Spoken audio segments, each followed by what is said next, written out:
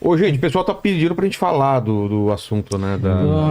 Podemos. Com muita... Quem que dá o contexto aí pra gente? Cara, eu posso só dar uma geral? Esse assunto, o Vilar tá falando da menina que caiu no vulcão. Da Juliana, né? Na Juliana, no Rijane, né? É. Tudo que a gente falar aqui vai ser especulação. A gente vai falar disso, sim, claro, opinião. Tá. Porque a gente nunca vai saber se ela teve um mal súbito e desabou, se alguém empurrou, se ela foi tirar uma selfie e caiu, se tinha uma neblina. A gente não vai saber o que ela estava passando lá embaixo e a gente não vai saber exatamente quais as condições que acharam, se acharam quanto tempo depois foi 1 minuto depois ou foi 1 hora depois, porque ninguém viu ela cair, então... E esse assunto é uma ferida aberta, e é uma tragédia, né? A gente também não quer ser leviano aqui de falar de falar disso e machucar mais a família. Por falar. Falar no sentido de, então, eu acho que a gente pode usar esse caso prospectando algumas possibilidades e analisando essas possibilidades sem dizer que isso aconteceu, que eu acho que isso seria leviano. Trabalhar no que pode ter acontecido. E tentar tirar disso alguma lição. Que a gente estava até comentando, vindo para cá, que assim, quando você tá lá estudando um acidente aeronáutico, eles estão tentando entender para evitar que aquilo aconteça de novo. E foi assim que evoluiu a segurança. Exatamente. A coisa é tão... o CENIPA estuda exatamente nesse contexto. E o que eu tenho visto nesse caso, é as pessoas tentando achar um culpado. E às vezes não tem, ou pode ser que tenha, mas às vezes não tem um culpado. É uma sequência de fatalidades, ou uma grande fatalidade que culminou na tragédia. Então, só fazer essa ressalva antes pra gente começar esse assunto. Mas assim, é um assunto que a mídia abordou muito, e é um assunto que me preocupa, porque ele pode espantar pessoas que estejam pensando em fazer uma atividade outdoor, achando que vai acontecer com elas, do mesmo jeito que aconteceu com o ataque de onça do caseiro ali. Não vou mais pro mato porque tem onça agora. Tem onça desde sempre, meu amigo. Então, também fazendo essa ressalva. Dito isso, começa, Nilão. Esse assunto é muito delicado, como o Celso falou, e inicialmente quando aconteceu e começou-se a falar muito, eu comecei a ser cobrado, acho que todos aqui provavelmente fala sobre o que você acha, qual que é a sua opinião e tal. Que nem o Lito, quando acontece um acidente eu ia falar justamente sobre ele. E aí ele fala, calma gente, eu tenho que primeiro... Uma das coisas que eu mais gosto é que o Lito espera ter uma solução daquele acidente pra a gente tirar informações. E eu não ia falar, mas eu comecei a notar que o brasileiro, infelizmente, ele gosta muito de torcer pra achar um culpado, ou torcer por um lado, ou torcer por outro. E nós somos passionais, nós somos assim, a gente sabe que, né?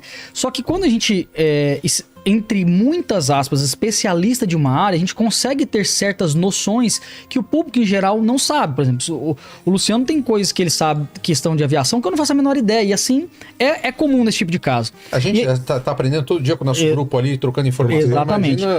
Só que eu fiz questão de fazer um vídeo, acho que era no segundo dia, porque estava se dizendo claramente no segundo dia em que ela estava lá que foi negligência do país, negligência das equipes de resgate e que negligenciaram, e por isso que ela estava assim. E o que eu tentei trazer pro pessoal é o seguinte: eu já fiz 2, 3 cursos de resgate em área remota, não sou um especialista de resgate, não faço isso cotidianamente, mas já fiz curso, já coloquei em prática, e eu sei como é que a dinâmica funciona. E o que eu falei, pessoal, eu não estou dizendo que houve ou não houve negligência. O que eu estou dizendo é que ainda não dá para saber. Então vamos esperar uma investigação. E aí muitos comentavam, não tem que esperar, porque assim... As pessoas querem, é normal do ser humano querer isso. Mas entendam uma coisa. Eu não vou ficar contando o fato inteiro aqui, porque eu acho que basicamente todo mundo sabe, mas resumidamente, ela foi fazer uma trilha. Essa trilha não é uma trilha fácil, mas ao que tudo indica, a região, por ser muito pobre e por explorar o turismo, vende essa trilha como uma trilha turística. E muita gente faz despreparada. Turístico quer dizer que é para qualquer um. Para qualquer um. E assim, eu não estou dizendo que esse é o caso da Juliana, não estou dizendo que ela não estivesse preparada, mas estou dizendo que é uma realidade daquele local. Todos os que tiveram experiência, que já foram, dizem a mesma coisa. É vendido em banquinha, eles querem vender esse passeio e é uma realidade local.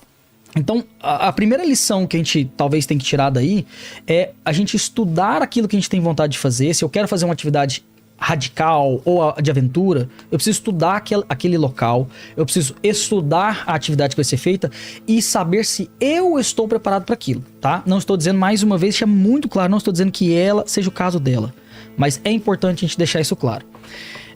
Ao que tudo indica, ela já estava no 2º dia de caminhada quando o acidente aconteceu.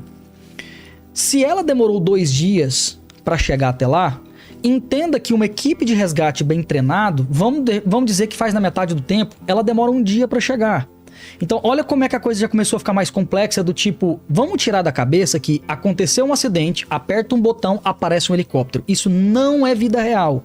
Não é assim que as coisas funcionam no meio do mato. Ainda mais naquela região lá, um helicóptero dificilmente voaria ali. Dificilmente voaria, pode ser que não tenha. Se o clima não colaborar naquele dia, ele precisa de visual, se não tiver visual não vai.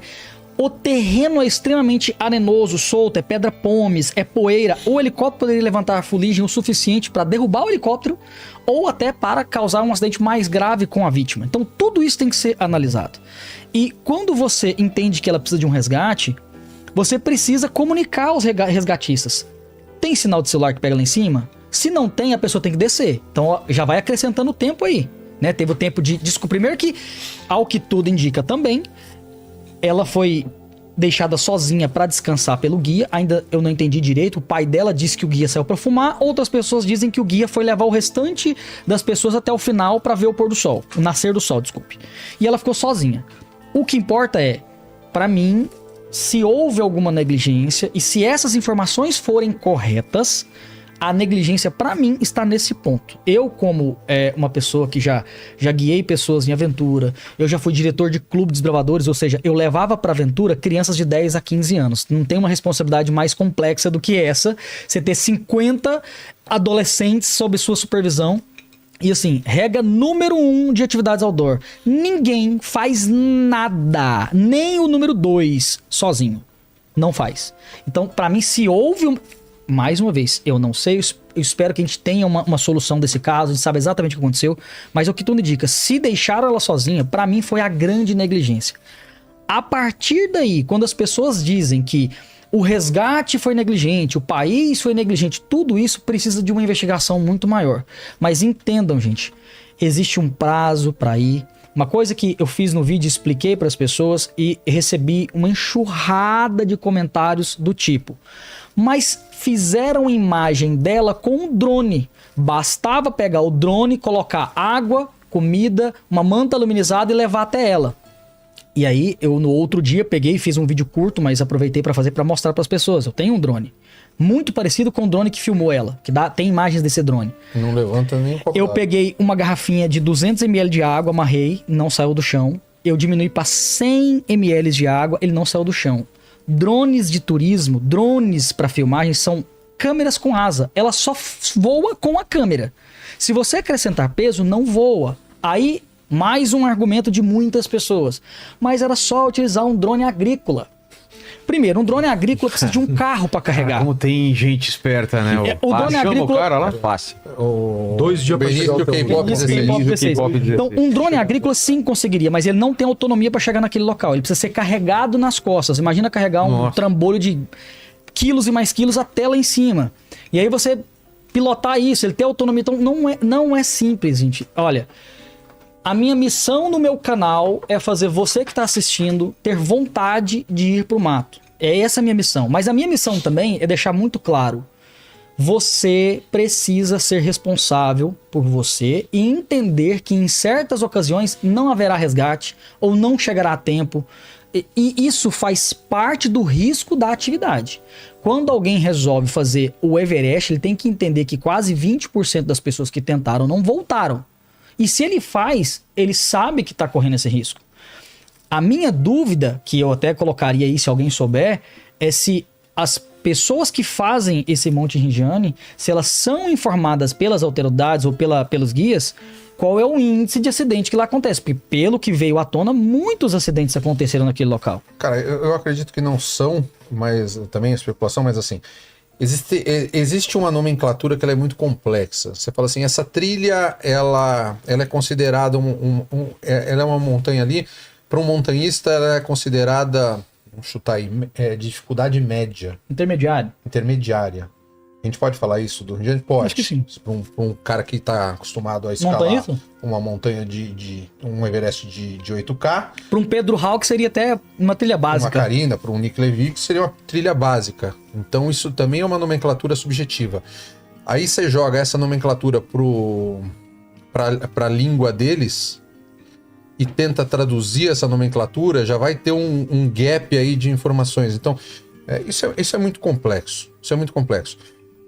A única coisa errada que eu vi dessa história toda é as pessoas falando que essa menina não poderia fazer essa trilha, é uma mulher sozinha. Cara, ela poderia, ela tem o direito de fazer, foi uma escolha dela. Total. Entendeu? Essa é a vida que ela escolheu. O fato dela ser mulher não faz a menor diferença. Poderia ter acontecido com um homem, com uma mulher. E já aconteceu várias vezes. Inclusive tem uma entrevista na internet de um irlandês que aconteceu o ano passado com ele. Exato, então... E ele se salvou por sorte. O local que ele caiu, ele parou próximo numa pedra, que ele bateu na pedra e parou. E travou ali. Ele poderia ter passado pelo mesmo que ela sendo um homem. Isso não faz a menor diferença. Eu nunca tive especificamente nesse vulcão, mas assim, eu já tive em outros vulcões. Quando eu tava no Vila Rica, eu fiz a subida do Vila Rica uma semana depois. Eu voltei para São Paulo, uma semana depois o Vila Rica entrou em erupção. Eu peguei um avião e fui para lá acompanhar essa erupção. Uma coisa que eu tinha... muita vontade de ver um vulcão não ativo, em erupção mesmo. Ativo ele já era. E uma coisa que me espantou foi a cinza. A cinza de um vulcão, muita gente não teve a oportunidade de ter contato. Você vê ela parece muito mais um talco do que uma terra. Ela é muito fina. Talco, meu. Você sopra, ela assim, é uma coisa que vai impregnar e que você não consegue... Não amareia. Sim, você respira, inala ela muito fácil. Você inala, você... Então, imagina você tentar subir aquele morro, falar, por que ela não subiu, por que ela não ficou parada, por que ela foi descendo?